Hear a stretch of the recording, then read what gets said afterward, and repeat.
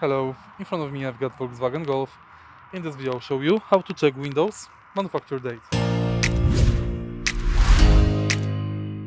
To check Windows manufacture date, take a look at any window. Right here, we've got this sticker. At the bottom of the sticker, we can find number and dots. Number indicates year of production and dots month of production.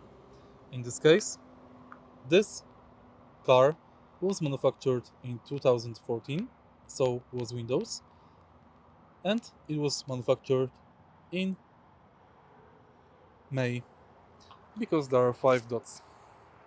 If you found this video helpful, please leave like, comment and subscribe.